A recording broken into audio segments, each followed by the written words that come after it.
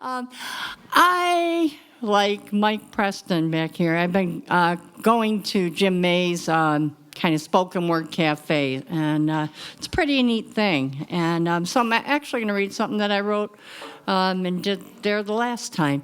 But I was thinking when I wrote this piece about something in college. We took a sociology class, and they talked about symbolic interaction. And I am really fascinated how we communicate in symbols and how important symbols are.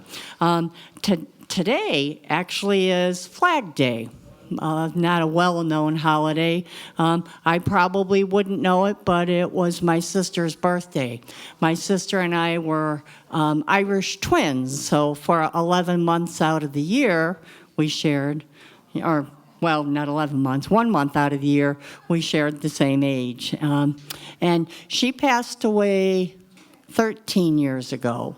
But, you know, it's interesting. You know, it's symbols. It's like I react to symbols. And even like today, I'm wearing her perfume because I'm not the kind of person who's going to be talking on Facebook like, happy birthday, heavenly birthday. I mean, I think about her, and I'm wearing her perfume. But anyway, this one is called The Flag, which doesn't actually kind of have to do with her, but like I said, her and my dad died a year apart, so that was kind of interesting. Anyway, the flag. I never saw my brother cry until the soldiers folded the flag in military honors and then stood before him in reverent seriousness and handed the flag to him with their white gloved hands, sealing the end of my father's life with respect.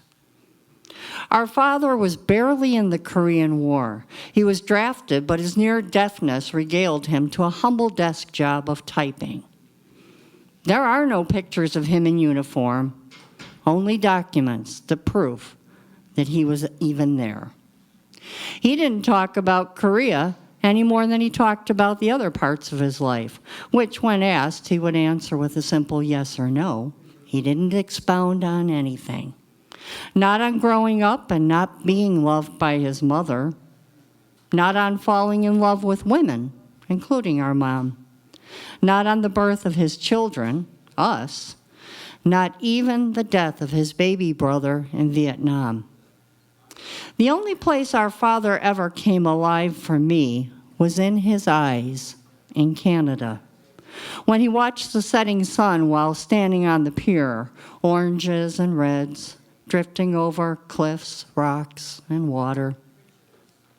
The only place he came alive for me was in his voice at bars or supper clubs when he sang, holding the microphone so close, protected like a fragile egg. Otherwise, our father was largely unknown to me.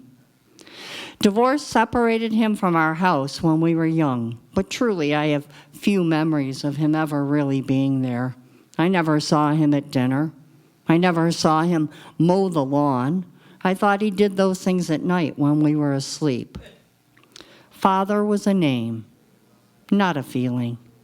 Father was a cloud, a vapor of a man who, when you could try to touch, but your hands and your life would pass right through him. It is his eyes in Canada that I will remember most. And though I couldn't reach him there in those moments on the pier, he passed to me, without words, a way of looking at the world, as if the beautiful sun was always setting in the landscape of the soul. And when the flag was folded and handed to my brother, I choked back a sob, and I cried too. It wasn't a patriotic moment at all for me, though. It was seeing my brother, my uncle, my sister-in-law holding the sunset in their eyes, while the tiny waves rolled into tears down their cheeks, touching what could not be touched. Thank you.